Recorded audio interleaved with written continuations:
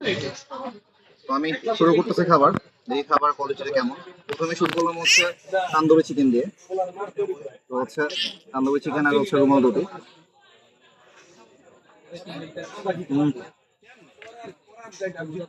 খাবার পছন্দ, সত্যি পছন্দ।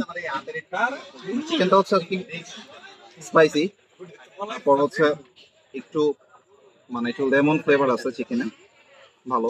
একটু হাঁস ট্রাই করে দেখি, হ্যাঁ। হাঁসের হচ্ছে